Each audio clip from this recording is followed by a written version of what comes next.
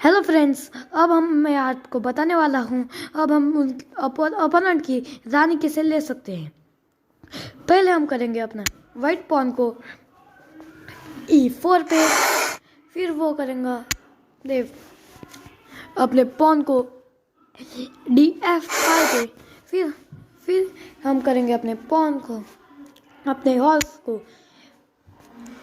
F3 पे।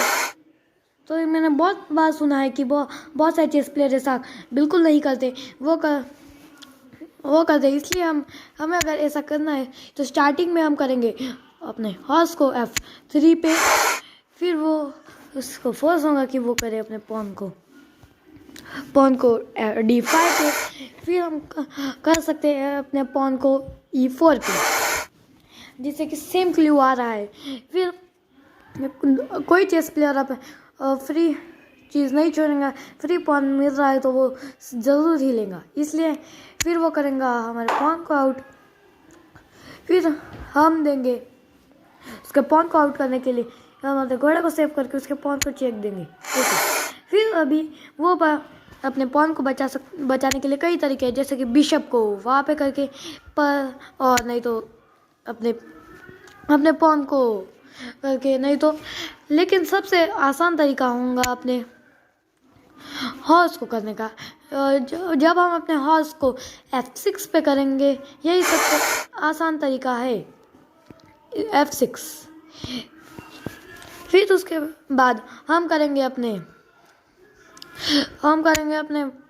Pawn को D3 पे, फिर D3 पे करने के बाद फिर से ये पॉन ले लेगा, सोचेगा कि आउट होने से अच्छा आउट करके आउट करूँ, इसलिए फिर वो लेंगे हमारे पॉन को, जो कि हमारे लिए बहुत अच्छा है।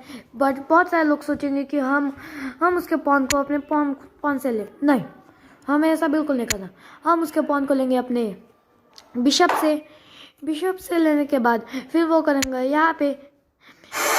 कोई अगर हार्ड चेस प्लेयर है तो वो ऐसा ही करेगा, क्योंकि यहाँ पे फोर्स बन रहा है उस पीस पे, और वो हमारा हॉर्स भी मिल रहा है उसके साथ में फ्री में, ऐसा सोचेगा।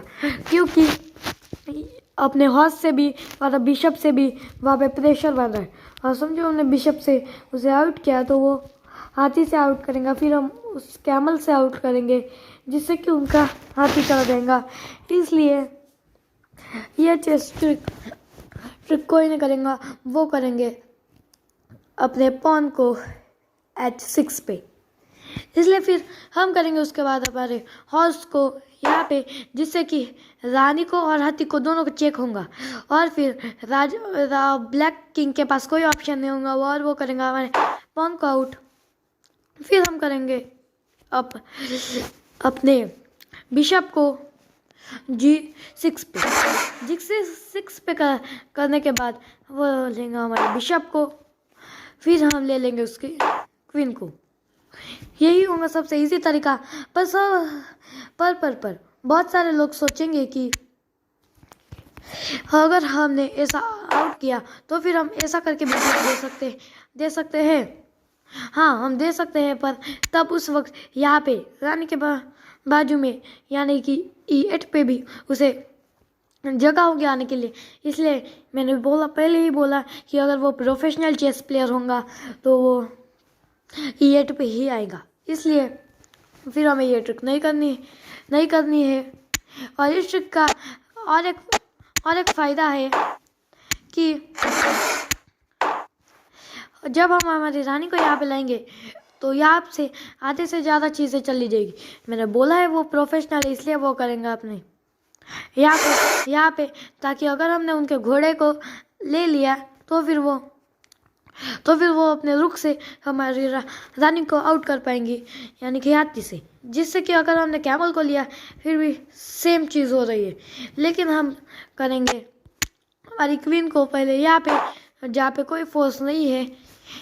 फिर वो सोचेगा कि अपने सैनिक को बचाओ, फिर उसने बचा तो लेगा, पर अगर हमने यहाँ पे किया तो फिर उसके पास कोई नो चांस हाथी को बाहर निकालने के लिए। इसलिए most common chess player trick ये है जो कि करेंगे।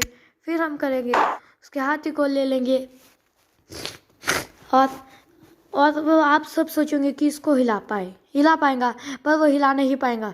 इसलिए ये चेस ट्रिक बहुत ही फेमस है।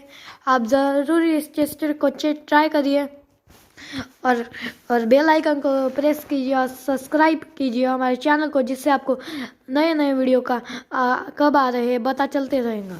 ठीक है, चले, बाय गाइज।